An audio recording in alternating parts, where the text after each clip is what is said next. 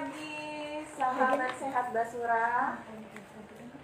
Hari ini kita mulai talk show perdana Puskesmas Basuki Rahmat dengan tema bagaimana kita mengatasi karies pada anak sejak dini. Jadi di sini udah hadir dokter cantik kita yang berwarna pinky bajunya. Selamat pagi dokter. Selamat pagi dokter. Iya, ini namanya Dokter Gigi Primasari. Beliau adalah dokter gigi di Puskesmas Basuki Rahmat. Jadi kalau mau tanya-tanya nanti ya sehabis kita ngobrol nanti boleh ya. Jadi dokter kita langsung aja ya, mungkin udah ada yang mau dengar nih jadi kita semua nih punya anak-anak nih termasuk saya ya. Jadi kebanyakan anak kecil itu ada beberapa anak yang mudah sekali giginya berlobang. Sebenarnya bagusnya sejak kapan sih dok mengajak anak ke dokter gigi? Oke, sebelumnya assalamualaikum warahmatullahi wabarakatuh. Selamat pagi ibu-ibu, teman-teman semuanya. Pagi ini kita akan membahas tentang karies gigi, ya, mencegah karies gigi sejak dini. Seperti yang dokter Ria tanyakan tadi mengenai sejak kapan anak-anak itu sebaiknya dibawa ke dokter gigi, gitu. Nah, kalau sebaiknya itu ya setelah gigi itu mulai erupsi. Erupsi itu artinya gigi udah mulai tumbuh biasanya sekitar umur 6 tahun sampai 1 tahun itu sudah mulai bisa dibawa ke dokter gigi. Tujuannya adalah untuk melihat tumbuh kembang gigi itu sendiri, untuk melihat kebersihan dari oral hygiene-nya, jadi dari gigi dan mulutnya apakah dia cukup bersih ataukah pertumbuhannya baik. Itu bisa kita lihat dari mulai umur sekitar 7 bulan sampai 1 tahun. Jadi sejak dini bener ya dok? Ya, iya. Dini. Ini kayaknya ada yang nanya, karies tuh apa sih dok? Ini kok tiba-tiba ngomongin karies tapi kariesnya artinya nggak tahu ya. Jadi coba minta jelasin dikit, karies itu apa sih? Karies itu istilah kita sehari-hari itu ini gigi berlubang ya. Gigi yang biasanya hitam-hitam di mulut anak-anak atau orang dewasa juga banyak yang mengalami karies. Ya. Tapi saat ini kita kan sedang membahas tentang gigi anak-anak ya. Itu jadi kebanyakan anak-anak yang giginya udah mulai sakit itu rata-rata karena karies, karena berlubang. Oh gitu.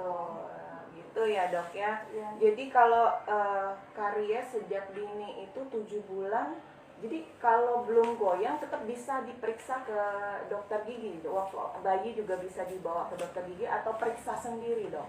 Kalau misalnya usia anak-anak tumbuh gigi itu kan bervariasi ya, dari sekitar 7 bulan sampai ada juga yang 1 tahun baru tumbuh gigi, itu tidak perlu khawatir ya. Itu kalau biasanya gigi goyang kan sekitar 7 tahun, 6 sampai 7 tahun gigi goyang. Itu kalau sudah tumbuh semua biasanya. Nah, itu penyebab goyangnya itu ada yang normal ya, misalnya kayak gigi tetapnya, gigi permanennya udah mau tumbuh, jadi gigi lamanya biasanya akarnya memendek, jadi dia goyang. Gitu. Oke dokter, ini kayaknya sudah banyak yang join. Ada pertanyaan nggak nih? Coba lihat dong. Nggak ada, belum ada pertanyaan ya. Oke, kita lanjut aja, ngobrol aja dulu ya kalau belum ada yang nanya. Jadi ini kalau misalnya anak kita gigi susunya belum goyang nih dok, kayak kemarin saya pernah konsul kan belum goyang tapi udah numpuk. Numpuk maksudnya ada gigi yang selanjutnya gigi tetapnya udah mau muncul. Apakah harus dicabut atau memang gimana dok bagusnya buat anak-anak seperti itu? Buat anak-anak yang memang sudah usianya gigi baru atau gigi permanennya sudah tumbuh tapi gigi susunya belum lepas atau belum goyang sama sekali, itu sebaiknya memang segera dicabut. Karena kalau tidak dicabut akan menyebabkan gigi permanennya tuh tumbuh tidak pada tempatnya. Oh, numpuk-numpuk ya, jadi Iya. nanti harus pakai behel atau dirapikan Iya, seperti itu benar. ya dokter ya. Jadi dia biasanya kan gigi lama itu tumbuh di belakang dari gigi baru.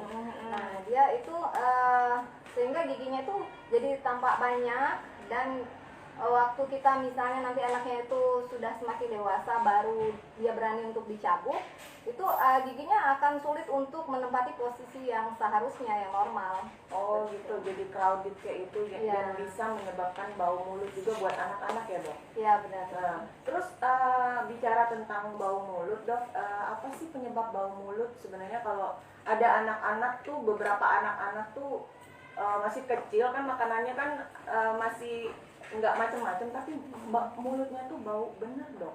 Apa tuh Iya. penyebabnya dok? Banyak faktor yang menyebabkan bau mulut ya. Salah satunya faktor makanan, misalnya makanan yang baunya tajam misalnya. Itu ya kalau kita ini biasanya makan petin, makan jengkol kayak gitu bisa menyebabkan bau mulut.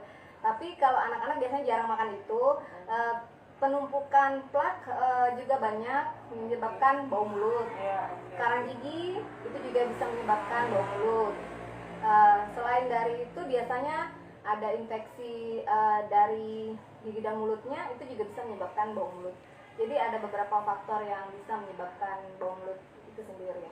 Nah, untuk menghilangkan bau mulut pada anak-anak ini, apakah boleh pakai merek-merek tertentu untuk kumur-kumur itu dok? Kalau untuk kumur-kumur, kalau menurut saya ya kalau anak-anak itu belum perlu gitu, kecuali memang direkomendasikan dari dokter. Tapi biasanya kalau anak-anak sih belum membutuhkan membutuhkan obat kumur-kumur seperti itu. Lagi pula kalau anak-anak takutnya itu tertelan obat kumur gitu itu ya, kan, iya. karena mereka belum sangat baik penggunaannya. Jadi terminum kayak gitu. itu Oh kurang iya benar-benar. juga. Namanya anak-anak semua mau Iya. dicoba ya dok ya. Sebaiknya sih cukup untuk Iya, sikat iya. gigi aja, Oh, gigi sikat 2 kali gigi. sehari itu sudah cukup untuk Itu anak-anak. ketelan odol nggak apa-apa dok? Kalau biasanya kalau udah bisa kumur-kumur sekitar umur 5 tahun ke atas nggak apa-apa. Bukan nggak apa-apa ketelan odol ya. Tapi nggak apa-apa penggunaan Iya. penggunaan odol. Oh, penggunaan odol. pasta gigi Jadi ya. kalau di bawah 5 tahun, kalau sikat gigi atau dibersihkan pakai kasa itu aja nggak apa-apa kali ya, Iya, Dok, ya? benar. Yang penting giginya bersih ya. Kalau usia 3 tahun dia sudah bisa sikat gigi juga nggak apa-apa. Oh iya, 3 tahun. Cuma yang penting Oke, kita oke. harus bisa melihat pertumbuhan anak-anak itu apakah dia bisa berkumur-kumur dengan baik. Karena kan yang dikhawatirkan ada bahan-bahan di dalam odol atau pasta gigi yang tertelan di anak-anak juga. Jadi nggak apa-apa Jadinya kalau mencret ya dok, Iya. ya bisa-bisa ketelan odol terus gemuk gara-gara odol Iya, anak-anak. benar. Iya, Untuk iya, anak-anak oke. umur 1 tahun sampai 2 tahun sih sebaiknya tidak penggunaan pasta gigi nggak apa-apa. Jadi Oh, cuma usah disikat pakai. aja, yang Oke. penting bersih. Gitu Iya, yang kan. penting bersih ya, rajin-rajin Bersih, mamanya ya, ibu-ibu ya. Jadi kalau kita punya anak-anak kecil yang masih susah digosok giginya dan baunya bau mulut anak-anak kita itu banyak, harus rajin dibersihin. Ini kayaknya dok udah ada pertanyaan-pertanyaan. Tapi agak beda dari Oh, agak beda ya. Coba. Oh, ini ada pertanyaan dari Dian Bunda Rara nih. Dok, gimana caranya supaya anak-anak mau diajak ke dokter gigi? Karena kebanyakan anak-anak takut kalau sudah dengar dokter gigi. Iya, kenapa ya dok? Nggak dokter gigi dok. Yang penting orang pakai baju putih aja anak-anak tuh sudah takut. Ada nggak tips dan trik? Misalnya dokter kan buka praktek nih. Kalau ada anak-anak yang udah di depan pintu udah nangis-nangis itu dokter apain tuh? Oh gitu. Biasanya kita tuh jangan langsung anak-anak itu posisi serius ya. Jadi kita kalau ini yang dia tanyakan kayaknya cara orang tua mengajak Iya, ya. Cara orang tua cara ya. orang tua atau udah di depan dokter gigi nih. Tuh mau pulang ngelihat dokternya. Baiknya sih kalau begitu jangan fokus ke anaknya ya. Jadi orang tuanya dulu ngajak anaknya, yuk temenin bunda ke dokter gigi Oh, gitu, gitu periksa ya, gigi Dok. aja. Nanti kan anaknya lihat tuh, sakit nggak bunda gitu. Nah kita aja bilang nggak sakit kok. Nah biasanya anak-anak kalau kita bilangin nggak sakit dia jadi berani. Oh gitu. Ya jadi pokoknya bisa-bisanya orang tua apa Iya. harus sakit gigi dulu orang tuanya baru dia. Orang tuanya berkonsultasi dulu Iya, boleh benar, gitu. benar. Sebenarnya tujuannya buat anaknya, tapi orang tuanya ikutan. Yang pasti harus bawa di enjoy dulu, jangan ditakut-takutin. Oh, iya, Biasanya iya, kan iya. kebanyakan kenapa anak-anak itu tuh takut karena sebelumnya kan Orang tuanya orang tuanya nakutin, bisa nakutin. jadi Itu orang diajarin tuanya dulu. ya dong nakutin. Kadang-kadang kalau nggak mau makan nanti ke dokter gigi loh. Nah itu kan jadi ini para orang tua ya tolong ya jangan ditakut-takutin karena kita manusia biasa yang tidak menakutkan sebenarnya. Dokter gigi pun begitu. Jadi kalau kita nggak nakut-nakutin anak kita, jadi anak kita tuh nggak takut mau divaksin, mau ke dokter gigi itu nggak takut ya. Iya, kemudian ini ada dari Ibu Desi. Ibu Desi ini kayaknya mau nanya tentang apa yang menyebabkan gigi kuning, Dok. Iya, kan beberapa orang ada yang giginya berwarna ya, Dok ya. Ini mungkin di luar dari karies anak. Apa sih yang menyebabkan gigi yang berwarna? Ada misalnya teman saya itu giginya semuanya, Dok, berwarnanya agak hitam. Kemudian ada beberapa orang yang giginya kuning, apa itu sama aja penyebabnya atau gimana, Dok? Maksudnya untuk pencegahannya sejak dini supaya nanti anak-anak kita giginya cantik-cantik semua gimana, Dok? Oh, Dok, ya. Ya, kalau gigi kuning itu ada beberapa macam faktornya ya. Kalau misalnya kita lihat warnanya, kalau dia warna kuning gading itu masih normal, biasanya itu faktor genetik. Jadi ada beberapa memang orang Indonesia ini yang giginya putih, misalnya kulitnya agak berwarna agak gelap tapi giginya putih. Ada yang dia putih kulitnya berwarna kuning gading gitu. Kalau dia masih arah ke putih ke kuning-kuning gading seperti itu masih nggak masalah, masih normal ya. Nah, tapi kalau misalnya warnanya sudah agak ke arah abu-abu, biasanya itu penyebabnya adalah antibiotik. Nah, waktu kecil mungkin dia sakit, sedikit-sedikit dikasih antibiotik gitu. Jadi itu bisa mempengaruhi dari warna giginya. Jadi kita harus lihat antara kuning karena obat atau kuning memang dia sebenarnya normal warna asli dari giginya gitu. Kadang-kadang warna gigi kuning yang agak kuning gading ya, bukan yang kuning karena kotor ya. Itu malah lebih kuat daripada yang putih bener-bener jernih itu. Biasanya kadang-kadang malah agak rapuh gitu. Tapi kalau kuning rata-rata dia lebih kuat email giginya. Oh, gitu. Jadi lebih baik gigi kuning, Dok? Oh, enggak juga ya? Kuningnya itu bukan yang enggak. Jadi kita lihat kuningnya itu ke arah mana kan? Memang warna gitu. gigi itu nggak sama Oh, persis mungkin setiap nanti orang. next pertemuan kita kasih itu aja, Dok. Kita ambil daminya apa contoh gigi yang bagus tuh gimana Contoh ya, Dok? contoh gigi Untuk next yang ya. ini saya kita kan enggak Ya. sedang tidak membahas tentang gigi warna-warna gigi ya. Tapi sebenarnya nggak masalah selagi gigi itu tidak karies ya. Yang perlu kita perhatikan adalah gigi yang karies itu. Kalau sudah gigi karies itu kan bisa menyebabkan sakit, bengkak, itu lebih bahaya daripada gigi sekedar gigi kuning. Kalau gigi kuning itu sebenarnya bisa diatasi juga. Tergantung kondisinya, harus dilihat dulu ya. Ada juga yang bisa di bleaching seperti itu. Oh gitu, udah bisa ya sudah sekarang. bisa. Iya, benar. Oke, dokter. Selain bleaching juga rajin gosok gigi, bisa juga menghindarkan warna-warna gigi yang berwarna ya, Dok ya. Iya, jadi sebenarnya kalau untuk anak-anak sikat gigi itu kan sudah kebiasaan tuh pagi waktu kita mandi ya, Dok.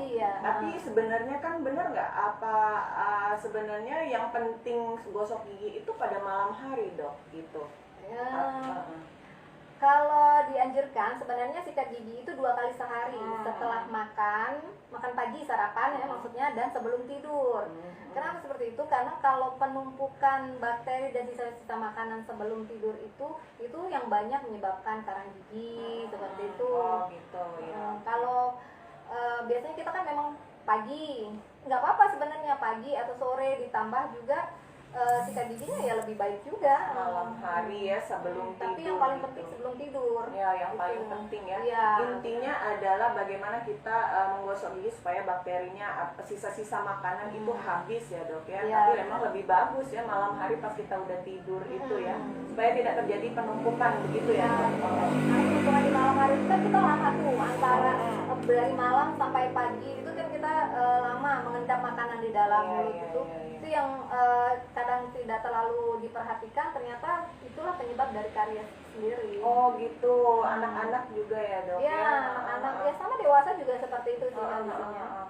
Iya iya, oke oke. Apa ada lagi pertanyaan dari netizen sehat Basuki Rahmat? Kita persilakan kalau mau ada pertanyaan silakan. Ini ada Mbak Taslimanya menyatakan. Oke. Iya. Masih ada lagi pertanyaan? Ada ya? Oke. Kita Ini karena ini perdana ya, ya, Dok, ya. Ini live kita mungkin perdana. nextnya kita lebih lancar lagi ya, mungkin lebih itu lagi. Doakan ya, siapa tahu nanti kita bisa ada YouTube channel juga supaya nanti penyuluhannya nggak jauh-jauh, tinggal nonton aja ini di Instagram, Facebook atau YouTube channelnya Puskesmas Basuki Rahmat, karena ke depan memang kayaknya ini lebih penting untuk penyuluhan lewat online ya, karena ibu-ibu juga sibuk di HP gitu. Jadi lihat Instagram untuk menambah ilmu ya, ibu-ibu, bapak-bapak yang memang sudah ada Instagram dan Facebook boleh dibuka. Ya, tidak kita lihat dulu ada pertanyaan lagi atau enggak. Oke, ini ada pertanyaan dokter dari Fadila. Dokter mau tanya bagaimana kalau gigi anak sudah goyang tapi belum dicabut, apakah giginya bisa kuat lagi kalau tidak dicabut? Nah, bisa nggak kuat lagi ditempel? Ya, Gigi susu ya maksudnya? gigi susu deh kayaknya ini iya. kalau gigi anak dok. Gimana Ya, tuh dok? tadi pertanyaan dari Bu Fadila tadi ya, Iya. mengenai gigi susu yang sudah goyang, apakah kalau tidak dicabut bisa kuat lagi? Ya, Ya. itu bisa. Kalau dia misalnya sudah goyang, terus gigi permanennya tumbuh semakin kuat, semakin besar ya, dia akan menempel dengan gigi susunya, kan gigi susu dengan gigi permanen dia bisa kuat lagi. Oh gitu. Jadi sebaiknya kalau gigi anak itu sudah goyang, segera aja dibawa ke dokter gigi atau ke puskesmas, itu segera dicabut. Oh, langsung dicabut aja daripada dia lebih kuat lagi nanti Iya. ke gigi permanennya jadi bermasalah gitu maksudnya dong. Karena kalau dia ini goyangnya disebutinnya tadi enggak kan Sudah gigi goyang tapi belum dicabut, berarti kan ada gigi permanen mungkin mau Oh, tumbuh atau gimana. kalau yang ditanyakan itu tadi hampir sama dengan yang pertama tadi ya. Dokter ya juga bertanya kalau misalnya gigi permanen sudah ada tapi gigi susunya belum lepas gitu. Itu kalau kondisinya seperti itu, gigi susunya walaupun goyang atau tidak goyang sebaiknya segera dicabut. Itu biasanya kan kita menyebutnya persistensi ya. Gigi baru sudah tumbuh, gigi lama belum lepas. Jadi itu terlambat lepas istilahnya, seperti itu kan kalau untuk gigi yang goyang tadi. Ya, sebaiknya segera dicabut sih. Nah, iya gitu. Jadi kalau gigi susu segera dicabut. Nah, kalau permasalahannya di gigi permanen anak, Dok, apakah bisa kuat lagi yang gigi goyang permanen? Misalnya ada suatu kecelakaan yang membuat gigi permanennya goyang gitu. Apakah bisa kuat lagi, Dok? Gitu. Kalau gigi permanen anak, kalau anak-anak gigi permanennya tumbuhnya usia 6 tahun yang pertama gitu. Biasanya itu di geraham, jarang ya terjadi seperti itu. Tapi kalau misalnya memang giginya goyang akibat suatu kecelakaan, misalnya jatuh atau apa, giginya goyang, dia akan bisa kuat kembali. Bisa. Jadi dia ditempatkan aja pada posisinya. Sedangkan kalau dewasa aja, kalau misalnya kita jatuh ini misalnya ya ada kejadian jatuh dari motor, terus giginya lepas-lepas sama akar-akarnya, itu harus segera dibersihkan dan dimasukkan lagi. Tapi dibersihkannya bukan dengan air mengalir ya, dia ada cairan khusus untuk dimasukin lagi ke lubang gigi yang lepas itu, dan itu insya Allah bisa untuk kembali seperti semula. Oh, berarti harus konsul ke dokter gigi ya, Iya. jangan macak-macak dewek dok ya. Iya. Intinya jangan sungkan ke dokter gigi ya, di mana aja, baik ke praktek pribadi atau ke puskesmas Ke begitu. puskesmas juga nggak apa-apa, kita Iya. buka setiap hari ya, Senin Bisa sampai konsul dulu Sabtu. ya. Bisa konsulkan dulu, nggak apa-apa. Nanti Iya. itu di Puskesmas Basuki Rahmat di Jalan Sersansani nomor 1305 gitu. Ini oke, Ibu Fadila ya, nanti kalau ada pertanyaan lagi boleh dituliskan lagi ya. Kemudian ada pertanyaan lagi nih dok dari Tina Enda _Nika dan _Andi. Kayaknya ini akun 4 orang deh ya. Dokter mau tanya, vitamin apa sih yang baik buat ketahanan gigi anak supaya kuat dan nggak gampang berlubang? Nah, ada nggak vitaminnya dok? Gitu, jadi nanti apa makan vitamin aja ya, nggak usah gosok gigi gitu. Coba minta penjelasannya dok. Vitamin sih saya lebih menyarankan untuk yang lebih alami ya, seperti buah-buahan gitu.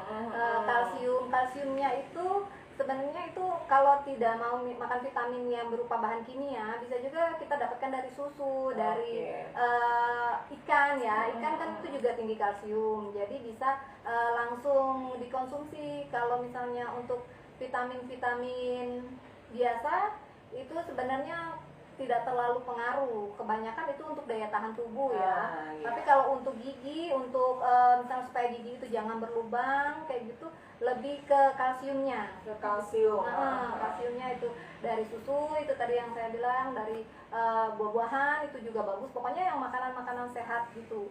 Hindari juga makanan manis. Tapi kadang kan kita nggak bisa menghindari, anak-anak kan pasti suka manis ya. Nah itu dikurangi aja. Gitu. Kalau kadang-kadang kita larang, terlalu dilarang, anak-anak diam-diam tetap makan juga. Benar, gitu dok. ya. Jadi sebaiknya dikurangin, dan yang paling penting adalah tetap sikat gigi 2 kali sehari. Nah, itu yang gitu. paling penting. Ya, sikat gigi. Apakah itu pengaruh dari fluoride atau gimana dok? Kalau di pasta gigi itu kan pasti ada tuh tulisannya fluoride atau gimana sih itu yang bagus pasta giginya? Kalau pasta gigi yang bagus, rata-rata hampir semua pasta gigi sekarang ini sudah mengandung fluor gitu. Jadi bagus-bagus aja sih, nggak ada masalah dengan pasta giginya.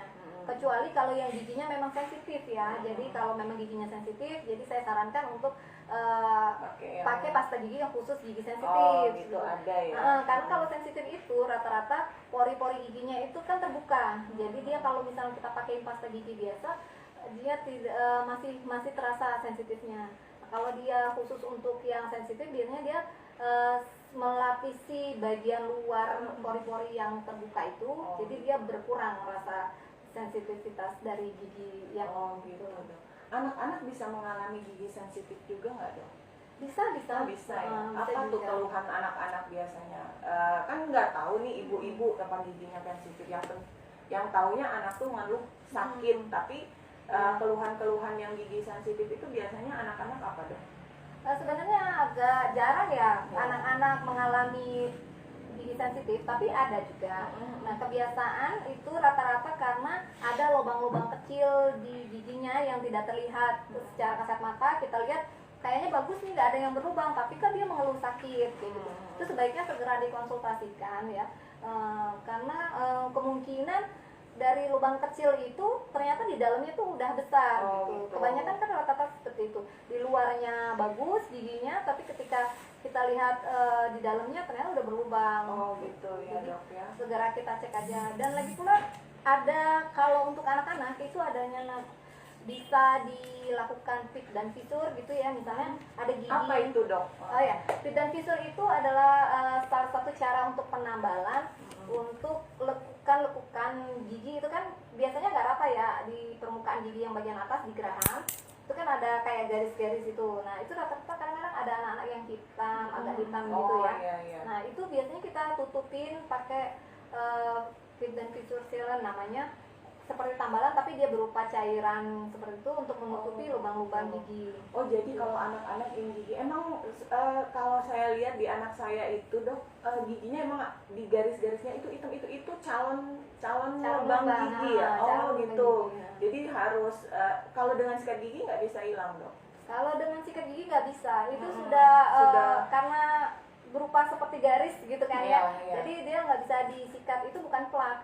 Kalau plak bisa disikat pakai sikat gigi. Sedangkan karang gigi, plak itu kan lama-lama misalnya dibiarkan akan menyebabkan karang gigi. Karang gigi juga tidak bisa dibersihkan dengan sikat gigi. Gitu. Wah, gitu ya ibu-ibu, kayaknya penjelasannya itu bikin kita mau ke dokter gigi terus ya gitu. Jangan lupa ya, tetap ke dokter gigi, Dokter Primasari di Puskesmas Basuki Rahmat. Ada lagi? Admin, Mimin, oh iya, ada lagi pertanyaannya. Wah banyak dok, ternyata. Aduh bisa 3 jam ini atau seharian kita ini ya ngobrolnya sama dokter Prima. Ini dari Mbak Ulan Rizky. Dia punya anak dari usia berapa sih bisa menggunakan kawat gigi? Mungkin anaknya udah crowded giginya, jadi kapan dok bisa menggunakan kawat gigi? Ini udah lewat dari karies tadi ya, nggak apa-apa deh. Buat kamu Wulan, Mbak Wulan, apa aja yang penting anaknya bahagia ya. Oke, apa? Gimana dok? Kalau untuk penggunaan orto atau kawat gigi itu disarankan setelah gigi permanen tumbuh semua. Tapi gitu. sebelum misalnya memang sudah terlihat sebelum gigi permanennya tumbuh semua, udah terlihat giginya agak berantakan ya, boleh langsung konsultasikan ke dokter gigi karena itu nanti kita bisa lihat kira-kira ini biasanya nih sekitar umur 12, 13 itu udah bisa dipakein gitu. Lulus SD lah ya. Biasanya lulus SD. Kalau masih gigi bercampur itu agak sulit dipakein kalau gigi. Nanti kacau lagi giginya Iya, ya. kan masih kita tunggu pertumbuhan gigi permanennya dulu dan kita tunggu juga perkembangan dari rahangnya. Kalau dia perkembangannya masih kecil terus kita maksa untuk melebarkan itu juga kurang baik, kurang alami kan. Jadi sakit juga nggak buat anak-anak kalau pakai ya, kawat gigi? kalau gigi untuk anak-anak biasanya agak kurang nyaman ya. Saya tuh pernah seminggu nggak pernah nggak bisa makan loh dok pakai kawat gigi karena memang dulu crowded giginya saya. Bisa ya dok tumbuh gigi itu bukan gigi depan dulu tapi justru gigi taringnya? Bisa. Karena itu terjadi sama saya dan anak saya, jadi kayak bayi vampir gitu. Iya. Banyak tuh di Instagram ada ini bayi vampir ini karena gigi taring dulu. Apa bener apa gimana itu dok? Ya sebenarnya pertumbuhan gigi itu bervariasi ya, bisa juga dia tumbuh di depan dulu, tapi kebiasaan normalnya memang depan dulu baru samping. Ada juga tapi beberapa orang yang samping dulu gitu. Ada juga yang gigi gerahamnya lebih dulu muncul daripada taringnya. Ada juga yang pas lahir ada gigi itu gimana dok? Itu ada juga, ada beberapa kasus memang gigi pada bayi itu dia udah tumbuh gigi gitu. Malah pada mama saya cerita dia waktu pertama kali lahir tuh udah ada giginya 1 katanya. Iya benar dok, gitu. Ya, Itu, jadi banyak variasi ya dok ya. Kalsiumnya baik kali ya. Iya. Terlebih ke gigi. Iya, ini ada pertanyaan lagi dari Nunung Warningsi. Wah, kayaknya orang Jawa ini, Dok. Wah, sampai Jawa loh, Dok. Ini yang nonton. Jadi ini Mbak Nunung, dokter pada usia berapa sih gigi bagian depan anak bisa tumbuh? Gitu, dan bagaimana perawatan gigi anak yang berlubang pada geraham? Kayaknya itu tadi sudah tidak bakal diulang lagi ya, Dok ya. Usia berapa? Bagian gigi depan anak bisa tumbuh dok. Iya, kalau gigi depan anak-anak biasanya kalau yang bayi ya antara 6 bulan sampai 1 tahun itu gigi susu ya dok ya. Gigi susu mulai tumbuh ya. Kalau dia sudah lebih dari 1 tahun biasanya gigi belakang. Tapi jangan takut, biasanya ada ibu-ibu juga yang konsultasi sama saya. Ini dok udah usia 1 tahun kok belum tumbuh giginya, iya, takutnya bermasalah, bisa nggak dok dicek gitu kan? Ada mitos dok, jalan dulu atau gigi dulu gitu. Iya. Tapi sebenarnya kurang lebih hampir benar juga ya, karena pertumbuhan tubuh masing-masing anak-anak itu kan berbeda. Ada yang dia lebih cepat jalan, tapi tumbuh gigi agak lama. Sebenarnya itu nggak masalah. Yang perlu dikhawatirkan kalau misal sudah 2 tahun itu belum tumbuh gigi sama sekali, itu kayaknya perlu kita perlu dikonsultasikan lagi dengan dokter gigi Primasari ya. Jangan lupa di Puskesmas Basuki Rahmat. Iya gitu dok ya. Terus satu lagi aja. Ini Ibu Dian Bunda Rara. Kayaknya banyak banget nih pertanyaan Ibu Dian ya. Bu dok, iya mungkin anaknya banyak dok. Bu dokter, makanan apa saja yang harus dihindari supaya gigi anak gak gampang karies? Wah udah ngerti karies ini. Iya. Dian ini. Iya. Karies tadi ya, yang gigi berlubang itu yang perlu dihindari. Yang pasti makanan manis dan lengket. Makanan manis seperti coklat, permen itu ya. permen karet ya, lengket Oh, juga iya. ya. Itu yang soda-soda juga kurang baik buat anak-anak. Itu dihindari aja, diganti dengan makanan-makanan sehat seperti itu. Kalau misalnya kita khawatir zaman sekarang ini kan banyak kita pesan-pesan dari luar ya. Nah, itu sebaiknya kita ganti aja dengan makanan buatan sendiri. Karena kalau kita buatan sendiri itu kan kita bisa menakar ini gulanya segini cukup nih, manisnya jangan terlalu manis seperti itu. Iya, Nah, kayak kalau- dokter Primasari ini juga pinter loh masak-masak Gimana ya, ya, dok ya. saya juga Pantesan gigi anak-anaknya bagus-bagus loh, dok. Iya. Oh ya, tadi yang dari Nunung kan kayaknya masih ada pertanyaan Ada ya? seputar itu yang kedua ya. Oh iya, ada dok. Bagaimana perawatan gigi anak yang berlubang pada iya. geraham, dok? Ya, Geraham. berlubang pada geraham ya. Perawatan gigi anak yang pertama kita udah pasti harus mengajak anak-anak untuk sikat gigi itu 2 kali sehari. Kemudian kalau gigi udah terlanjur berlubang itu gigi nggak mungkin menutup sendiri lubangnya, jadi harus segera dibawa ke dokter gigi untuk dibersihkan, kemudian segera ditambal. Tapi kalau untuk perawatan di rumah, misalnya dia mengeluh sakit ya, itu sebaiknya cepat dikasih kumur-kumur garam hangat ya, yang air hangat. Oh, garam Itu hangat. membersihkan. Setelah sikat gigi kasih kumur-kumur. Oh iya, gunanya untuk apa, dok, garam hangat itu? Karena dari dulu tuh kakek saya tuh seperti itu, dok. Iya, di garam itu kan ada mengandung antibiotik juga. Nah, itu kalau hangat itu kan supaya yang kalau gigi Pembuluh darahnya mungkin ya, dok, jadi supaya dia kalau kumur-kumur juga, dengan berkumur-kumur jadi semua makanan yang menyangkut di dalam gigi berlubangnya itu bisa keluar. Itu gitu. bisa mengurangi Sakit sakit giginya. gigi pada anak.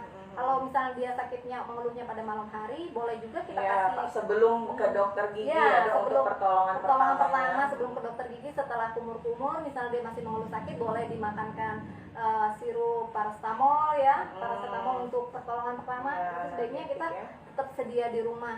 Bisa paracetamol itu bisa untuk demam, tapi juga bisa untuk sakit gigi. Oh, iya. Jadi itu bagus untuk persiapan lah kalau di rumah ya. Selain paracetamol, misalnya ada yang alergi, bisa juga apa ibuprofen, dok? Ibuprofen boleh juga, Bisa, ya? tapi paling aman memang paracetamol. Biasanya jarang ada alergi. Ada, ya? Cuman, tapi kalau misalnya memang dia ada beberapa Iya. kasus dia alergi, boleh pakai ibuprofen atau Sirup, asamefenamat. asamefenamat. Cuman kalau Sirup. asamefenamat Nggak harus ada sirup ini ya, kali ya? takarannya ya, Ya, kita lihat dulu seberapa banyak ya. anak-anaknya, usia berapa, seperti itu. Itu, ih, banyak banget nih yang perlu ditanyain lagi. Masih ada, masih ada ternyata. Nih, wah, banyak sekali netizen yang mau tanya ini, Iya, dokter. sudah ya? Ini sudah.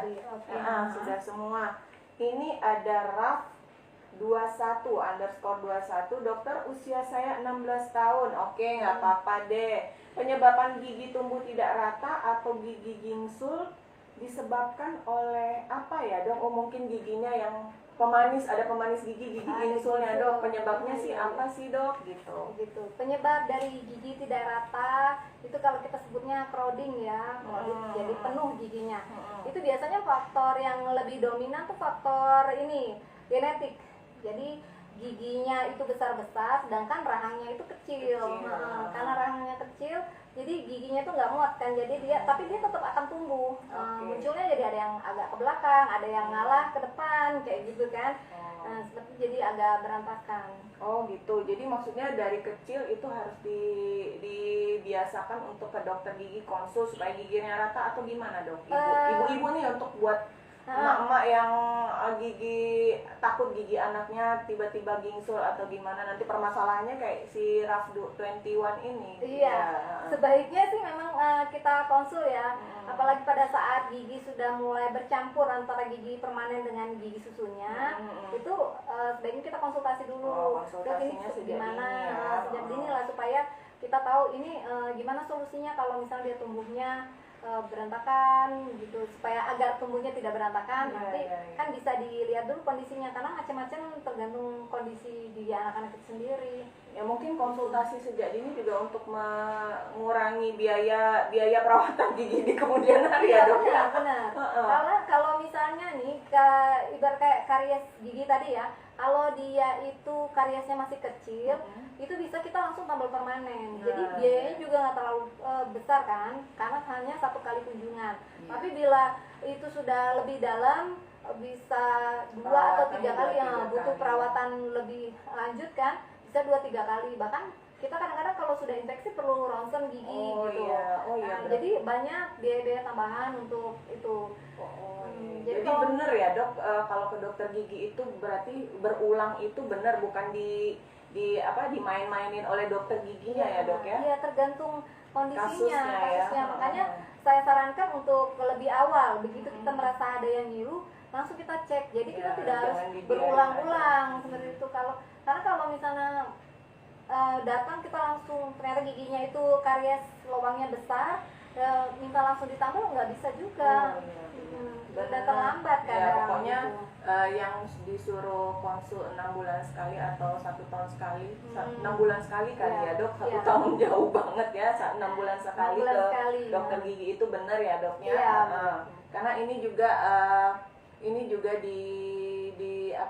digembar-gemborkan di puskesmas ya, harus konsultasi gigi apa tuh istilahnya 6 bulan sekali itu gerakan sikat gigi bukan ya dok? Bukan sikat gigi, ya konsultasi aja ya 6 bulan sekali ya. Ya pokoknya yang penting kita harus 6 bulan sekali, sakit atau tidak sakit gigi itu harus konsul ke dokter gigi, baik di puskesmas atau ke praktek dokter gigi Primasari ya dok. Prakteknya di mana kalau mau promosi nggak apa-apa dok. Nanti urus aja sama kepala puskesmas. Iya. Oh gitu ya.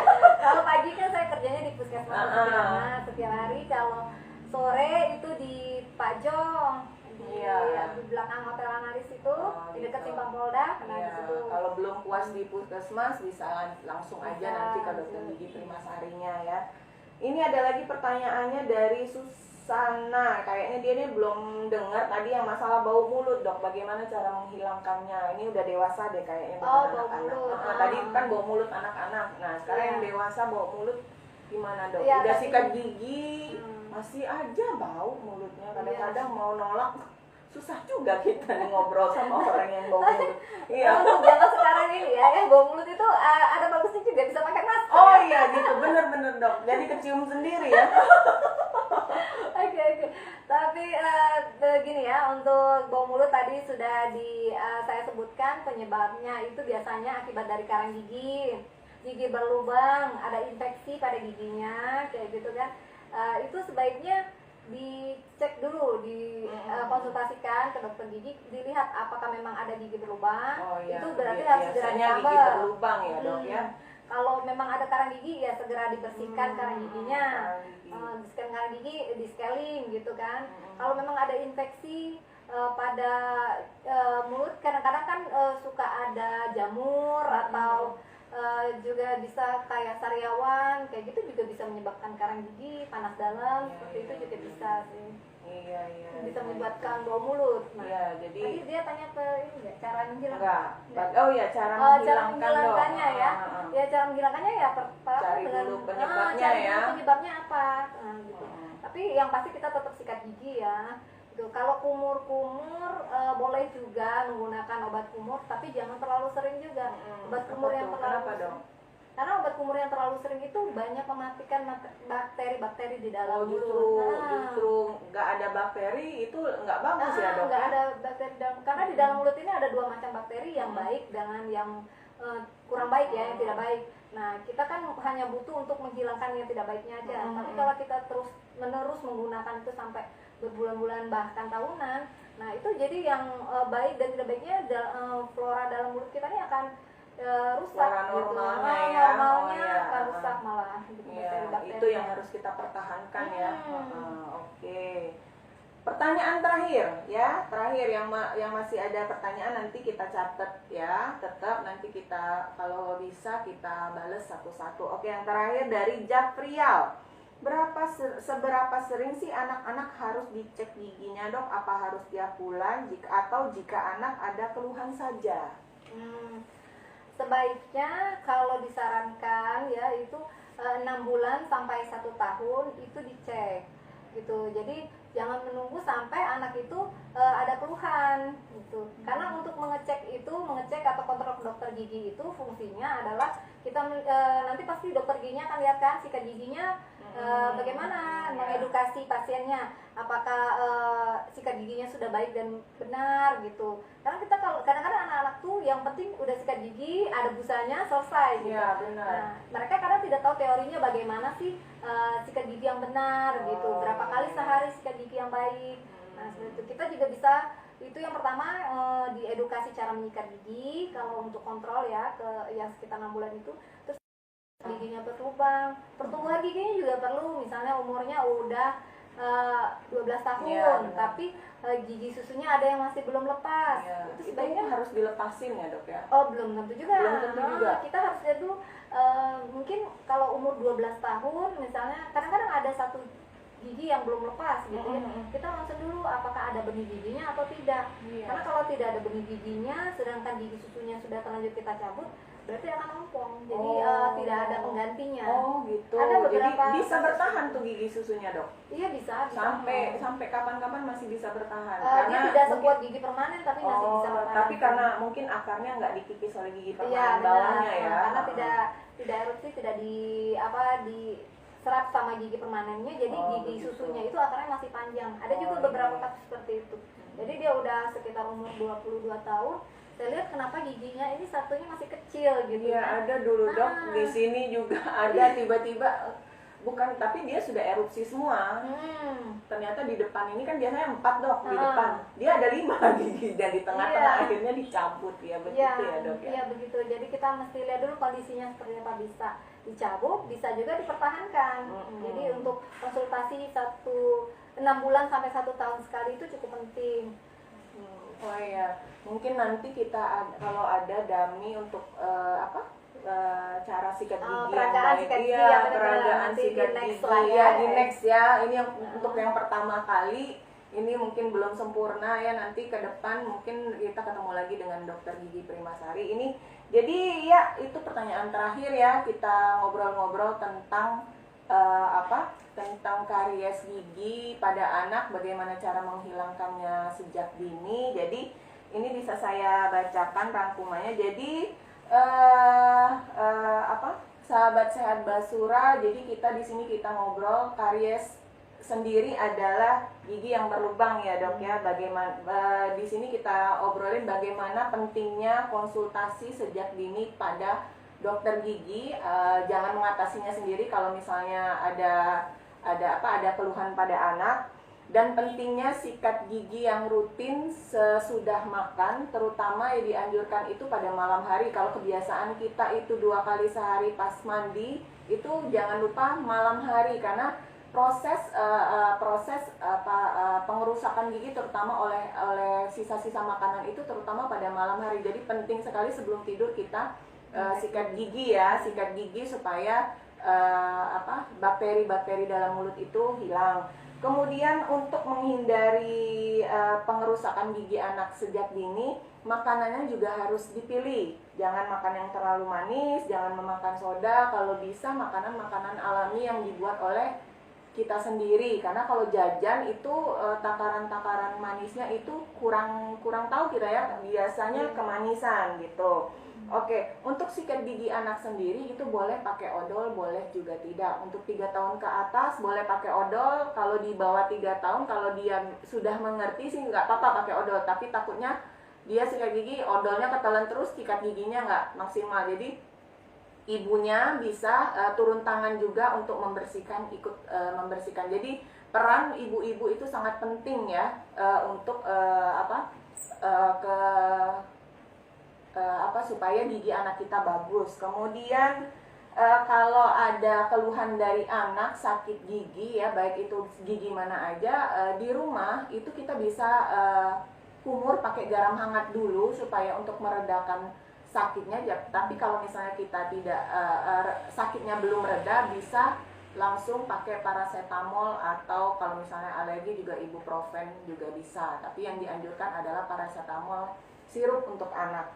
Kemudian yang paling penting adalah konsultasi ya. 6 bulan sekali sakit atau tidak sakit gigi itu kita bagusnya konsultasi ke dokter gigi ya, 6 bulan sekali. Baik itu ke fasilitas kesehatan tingkat pertama di puskesmas atau ke langsung aja ke dokter gigi yang Anda percayai, misalnya dokter gigi Trimasari tadi atau ke puskesmas Basuki Rahmat.